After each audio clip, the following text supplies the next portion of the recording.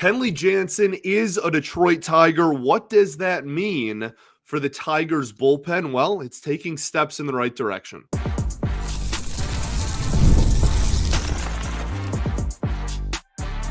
You are Locked On Tigers, your daily Detroit Tigers podcast. Part of the Locked On Podcast Network, your team every day.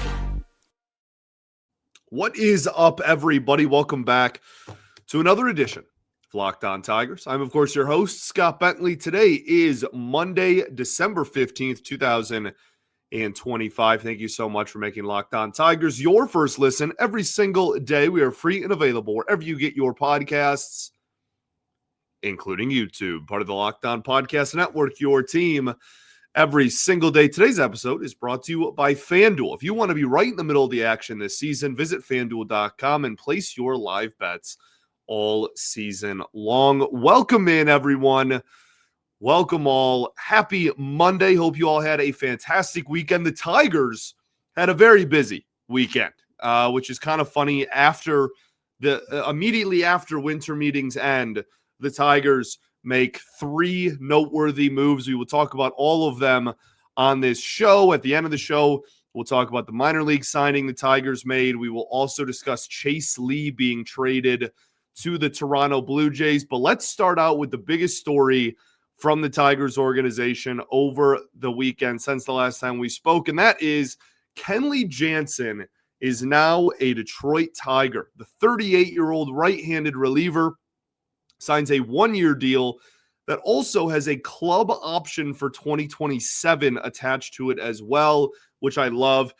Club options are so great, and that's why players very rarely agree to have them because they are, as implied, significant advantage and a little bit of control, I guess, over the player from the club's perspective. If Jansen struggles, then he'll be out of a job and will be kind of staring retirement in the face.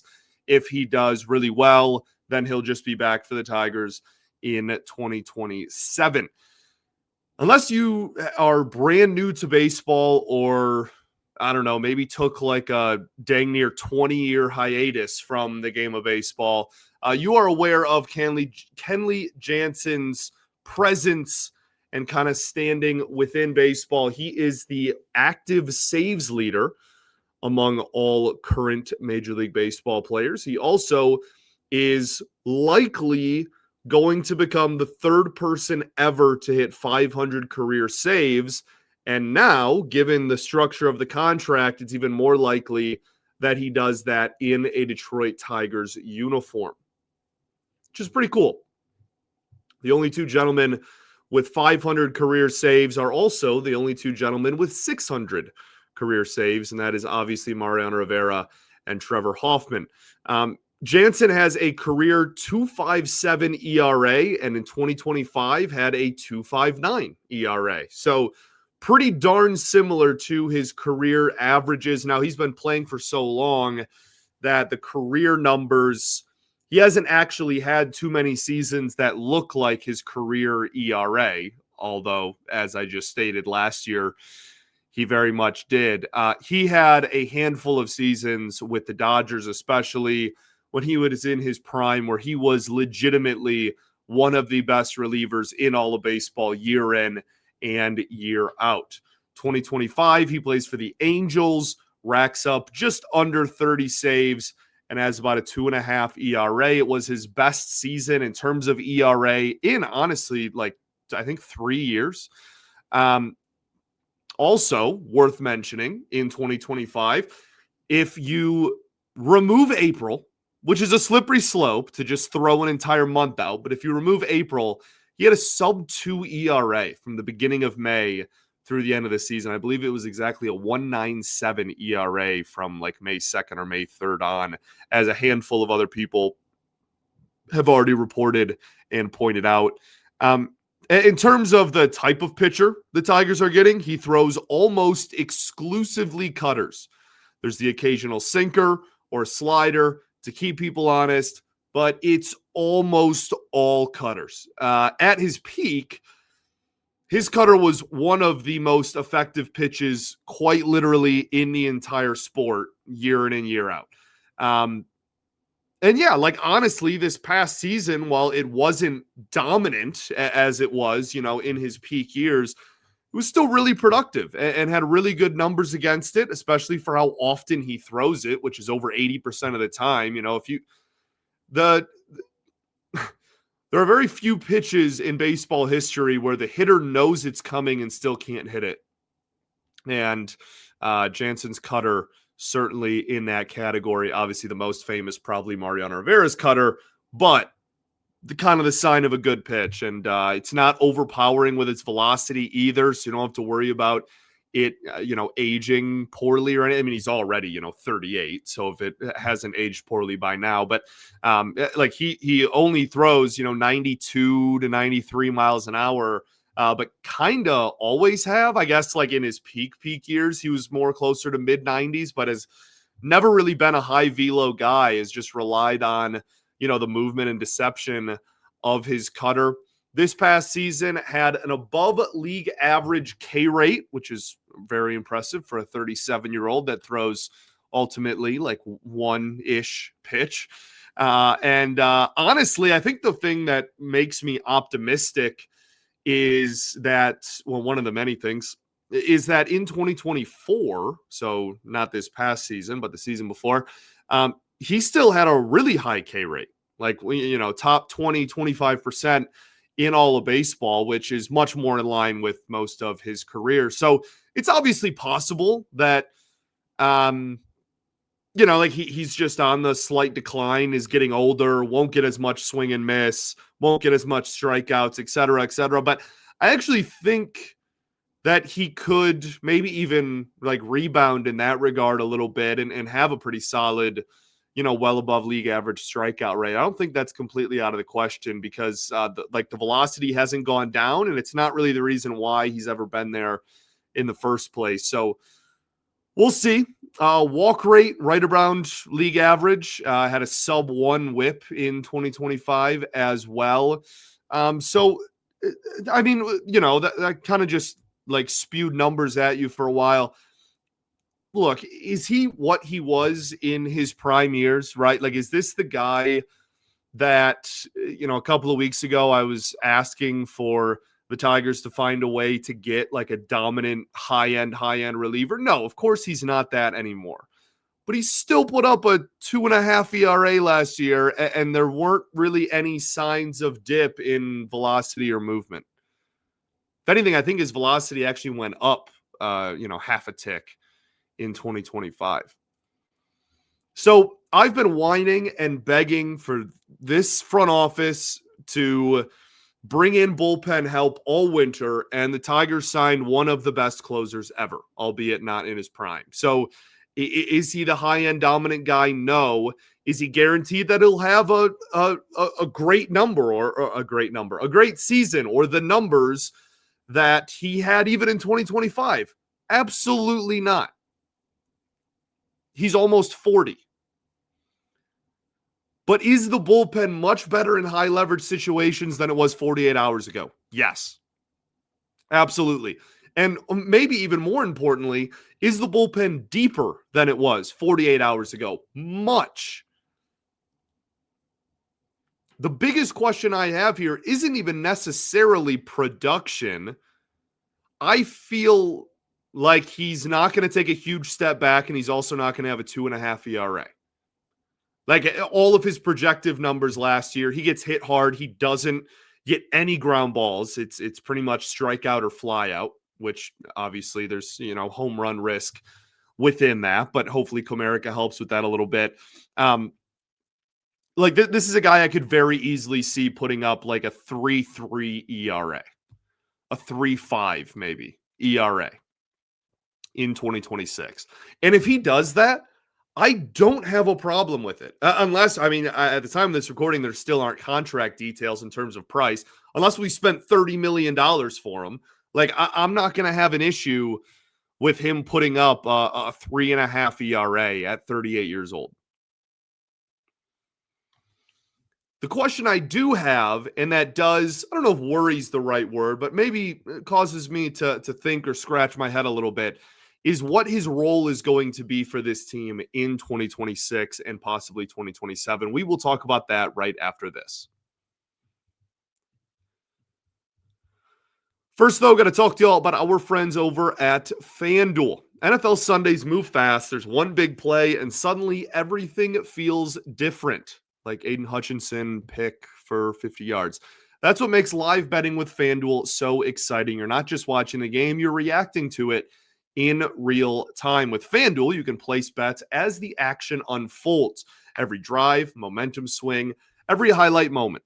Live betting is best when the game starts to shift. So a receiver gets hot, a defense tightens up, or the momentum flips after a turnover. FanDuel lets you jump into the moment with live spreads, money lines that adjust instantly, player props that update as guys heat up or cool off. You can bet on the next touchdown score, drive results, totals, and so much more. It keeps you locked into every snap, every drive, and every possibility. So if you want to be right in the middle of the action, visit FanDuel.com and place your NFL live bets all season long.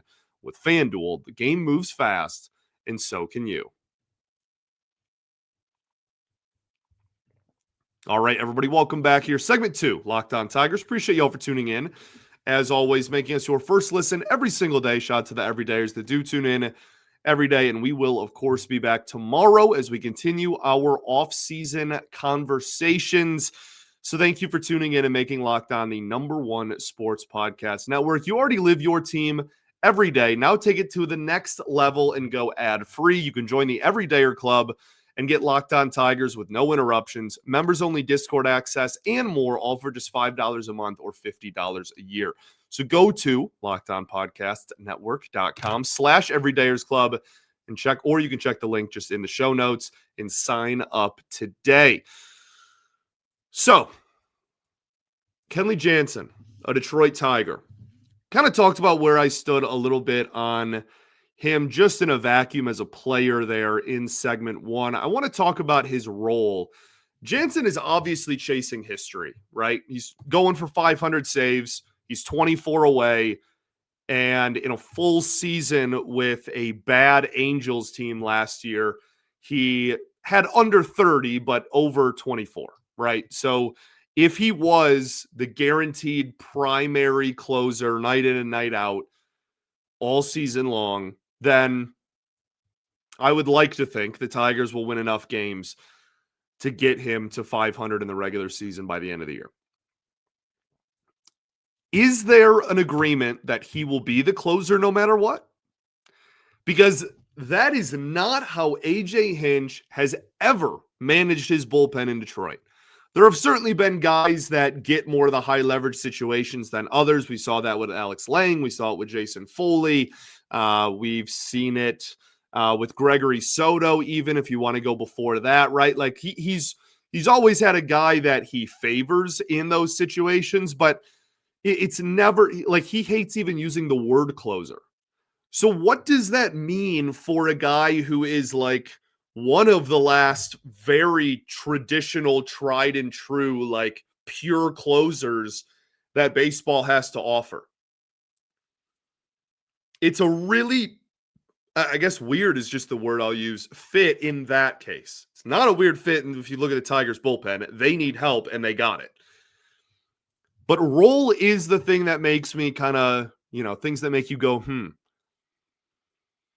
Or is it maybe going to be more the way that AJ has always managed his bullpen with, Jansen maybe can get most of the high leverage or ninth inning situations, but there's an understanding that he will get enough opportunities in those save situations throughout the year to, make a run at 500.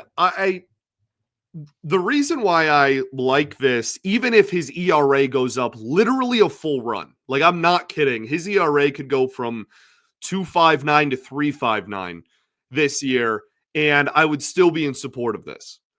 And the reason why is not as much clearly because of like the ceiling I believe Jansen has. I don't think it's that high anymore. I love it because it knocks everyone else down a peg and improves the depth of this pen pretty substantially. Will Vest is now no longer the de facto closer like he was before they, even acquired Finnegan last year. And I think Finnegan, being a not ninth inning guy as well, is great for bullpen depth. Jansen can rack up his saves and do his thing there.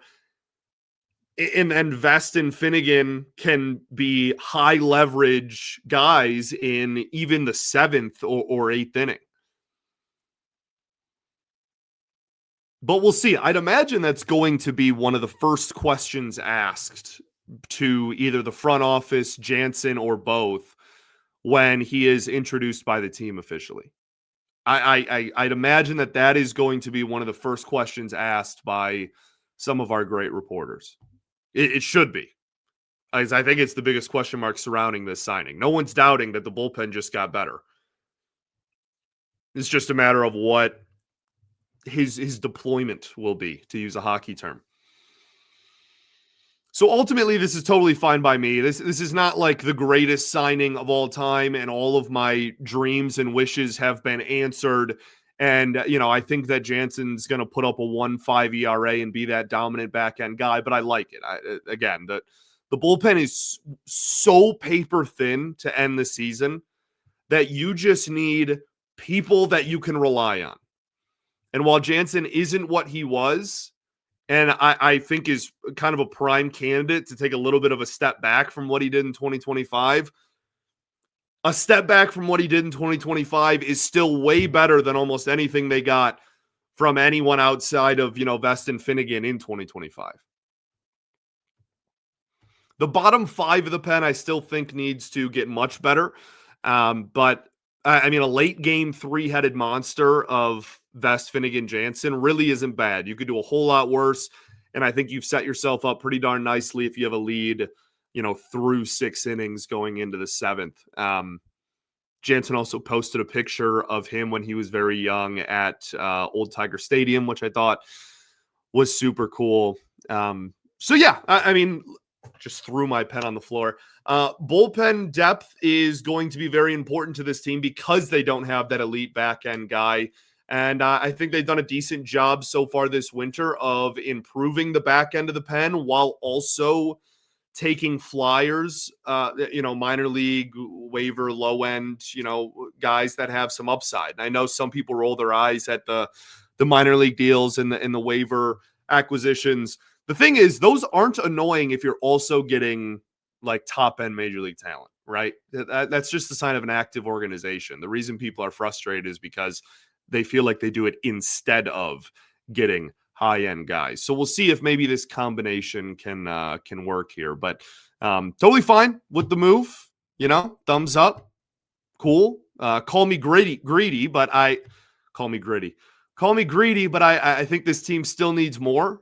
You go out and get another reliever that's good in high leverage situations and you spend a decent amount of money on, then you have a legitimate back end of the rotation. An 8-man pen, you'd have 4 really trustworthy guys at the back. Plus, then the rest can be filled in with whoever impresses you in spring training. That's my dream. That's my dream scenario. So we'll see how close to that we get.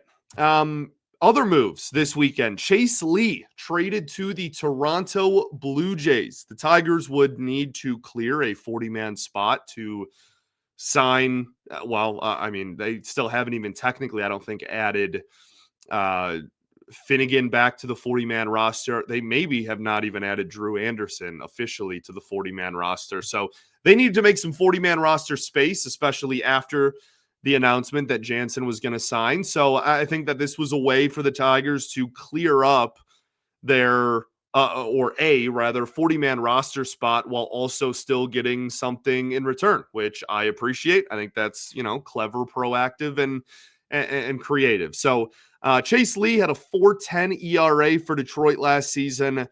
Was used quite a bit, actually, almost 40 innings and wasn't on the opening day roster. Especially when the injury bug kind of made its way through the pitching staff and the bullpen. Kind of a right-handed hitting specialist, as we all know, Tigers fans at least. listening to this. Not a guy that you want to send out there and have him face lefties and righties in high leverage like late in the game, and you just don't care about matchups. Like, you got to be a little selective. Effective numbers against righties, not as much against lefties as the season went on. But it was used a lot. Like I said, doesn't miss a ton of bats. Is mostly an arm slot guy. I mean, I'm not even sure he throws like over 90 miles an hour, but because of the sidearmness, is a weird release point, especially for righties to pick up, and can be effective in that without, super high chase rates or whiff rates or well above league average K rates or anything like that. So I liked Chase Lee. I liked him more than a lot of other people. The fan base had a weird, get this dude off the team that I didn't really understand. He was a mid-season call-up after a ton of injuries. I really wasn't sure where that hostility came from. I also don't understand in the same breath where a lot of the negative reaction to this trade comes from. I was more of a Lee fan than I feel like a lot of other people. And this guy was demoted mid-season. He pitched almost 40 innings. He didn't pitch much the last 2 months of the season. He got sent down to AAA. He was fully healthy. He just got demoted.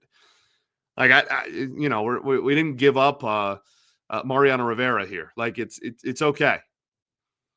He wasn't awful. I think the biggest point that I have is I just don't think the odds were very good of him making the major league roster out of camp. And he's 27 years old. Next year, 28 years old. He's an average, low leverage specialist reliever, which are valuable. And I appreciated him and I liked him while he was here.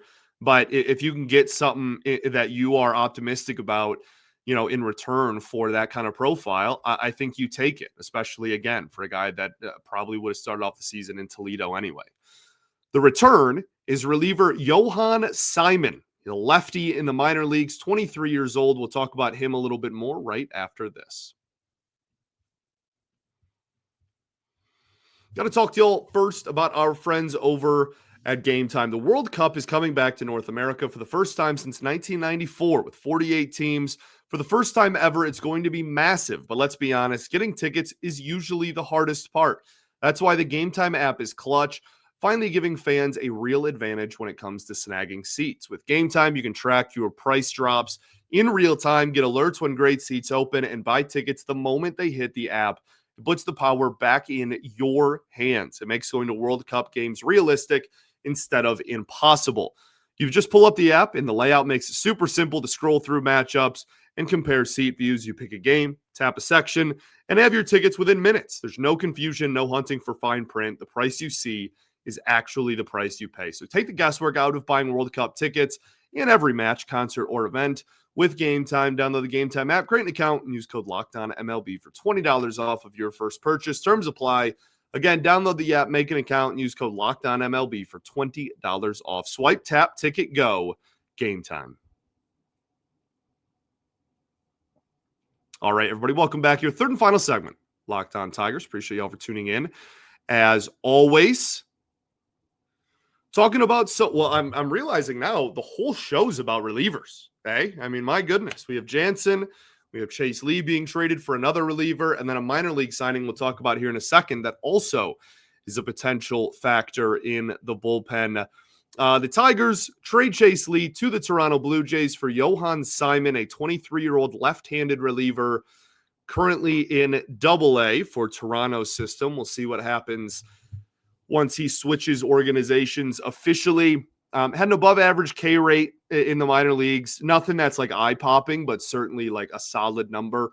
But the big thing with him is he has an elite ground ball rate in the minor leagues as a lefty reliever, which is valuable. He throws a lot of sinkers, a lot of sliders to righties. He throws a decent amount of changeups that has some swing and miss as well. He's definitely a ground ball guy, though. You're talking almost 65% or something absurd ground ball rate in this past season among 3 different levels. So, I mean, a guy that started off the season in single A and got all the way to double A by the end of the year. So kind of a good sign in that regard as well. Had really good, just simple ERA numbers in the minor leagues this past season on top of that. So yeah, I mean, has, solid velo, young left-handed pitcher. Again, they needed to clear a 40-man spot, and they got a young minor leaguer that, could be in a major league bullpen in the next year or so for that, for just opening a 40-man roster spot. And obviously they open it then for, a guy like Finnegan or Jansen to fill it as well. So we'll take it. We'll take it. The last piece of news I want to talk about, this actually happened on, I think, Thursday after I had already recorded. But Cole Waits signed to a minor league deal with an invite to spring training from the Detroit Tigers.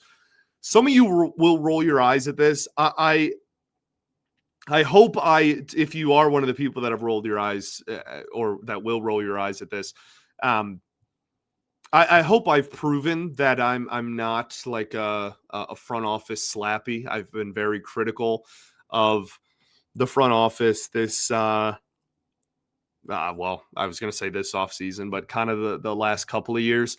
But I actually like this move quite a bit.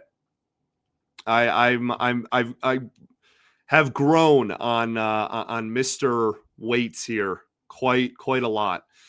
He missed all of the 2024 and almost all of the 2025 season recovering from Tommy John. He's 27 years old, will still be 27 on opening day, a right-handed reliever pre-Tommy John. This guy had a 96 to 97 mile an hour fastball with some tailing movement, has a sinker type of pitch that he can throw in there as well, and a really solid slider to pair with that as well. Mostly a two-pitch guy, mostly just fastball slider, but as a reliever with that velocity as well, that's totally fine. His K rates in the minor leagues are absolutely phenomenal, like genuinely, like kind of unreal. Had some decently high walk rates to pair with that, which I think is kind of the give and take here, and why he hasn't been a major leaguer, solidified major leaguer. Up to this point, he has 10 MLB innings in his career between the injury and the walk numbers. That's probably enough to, prevent too many innings. But I think, again, we didn't just give this dude 10 mil. Like it's a minor league contract with an invite to spring training.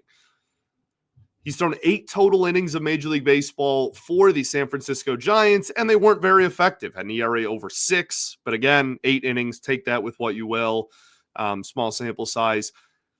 I just think given the way the bullpen looks outside of now the top 3, which is still a ton of question marks, I think there's a real chance that this is, a candidate that people just like roll over right now in December and are like, oh, whatever, another Harris classic minor league move. And then we get to spring training and we see him a couple of times and we're like, oh, like, maybe he can sneak onto the opening day roster. And then he does. And then, maybe he's more of a low leverage reliever. That's fine. If they get any major league production out of him, it's a win. Because again, minor league contract. So I think he's a guy that could sneak onto the roster. I've really liked what I've seen from him in my time researching him over the weekend and kind of looking into him more after the announcement. So we'll keep an eye on him. There's no risk. It's all reward.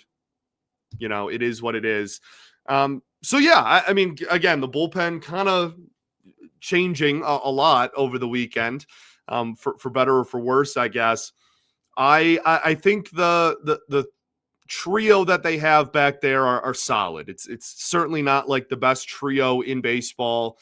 It's not some super high ceiling, but it's a decently high floor. You got 3 guys that have experience in high leverage that can get swings and misses and can get strikeouts. And that is something that they were missing a lot last year. And now they have 3 guys that you kind of trust in high leverage situations to go get a big swing and miss. And that's a far cry from where they were.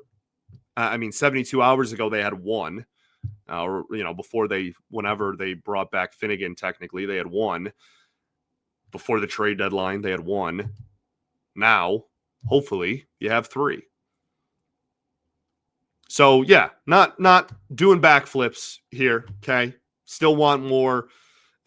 Still would like somebody maybe with a little bit of a higher ceiling, but I think you could do a lot worse. And I support the moves from the weekend. Really, all three of these I think are good looks for the organization and in the front office. Thanks for making Locked On Tigers your first listen every single day. Shout out to the everydayers that do tune in every day. We, of course, will be back tomorrow.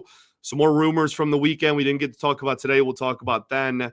Maybe some more moves and whatnot as well. All right. Peace and love. Going to therapy's dope. I'll catch y'all then, baby. Go Tigers.